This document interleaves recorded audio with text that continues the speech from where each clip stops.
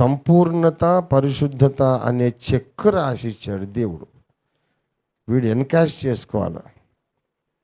ఆ ఎన్కాష్ చేసుకోవడానికి మనం పడే ప్రయాస, దేవుని దగ్గరికి వెళ్ళాలి, మన సంతకం అక్కడ పెట్టాలి, మన సంతకాన్ని పరలోక బ్యాంకు కూడా అంగీకరించాలి. బోల్డ్ అంత కథ కార్ఖానా ఉంది అక్కడ. ఆ తర్వాత నీ చేతిలో ఉన్న కాగితం ముక్క చెక్ నీ చేతిలో నోట్ల కట్టలుగా మారిపోతుంది. దేవునికి స్తోత్రం కలుగునుగాక. హల్లెలూయా.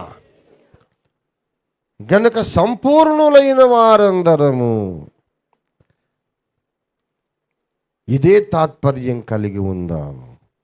నేనింకా సంపూర్ణుని కాలేదు అని ఎందుకు అనుకోవాలంటే, నేను ఎంత సంపూర్ణుణ్ణి అయినా ఈ మట్టి దేహములో ఉన్నంత వరకు, ఇదైతే వ్యతిరేకంగా పోరాడుతూనే ఉంటుందిగా.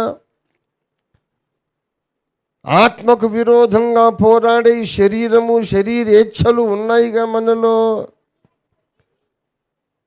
దాన్ని నోరు మూయిస్తున్నానేమో, టైం టు టైం, ఎప్పటికప్పుడు దాన్ని అణిచివేసి నలగొట్టి లోపరుచుకుంటున్నానేమో.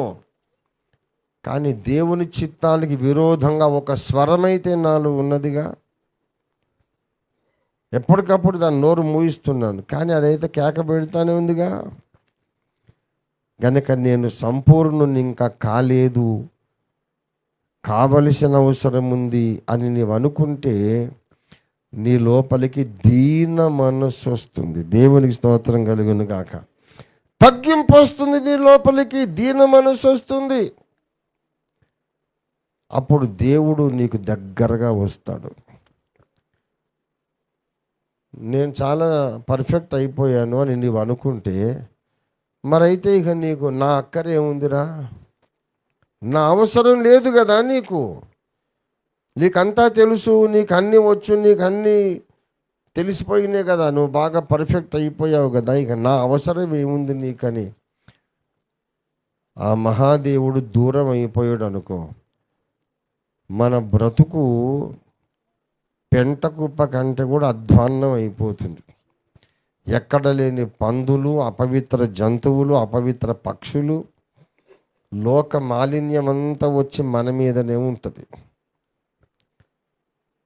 గనుక అహంభావము అనేది దరిజేరనివ్వద్దు.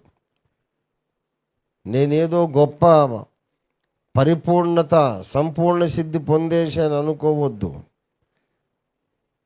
చెక్ అనేది దాదాపు కంప్లీట్గా ఎన్కాష్ అయ్యే ప్రాసెస్లో ఉన్నాను. క్యూలో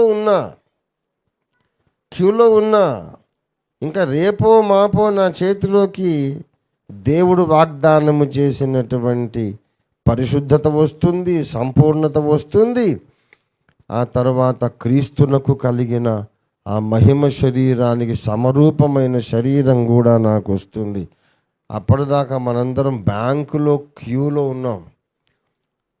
ఆ యాటిట్యూడ్ కలిగి మనం ముందుకు పరిగెత్తాలి. ఎందుకు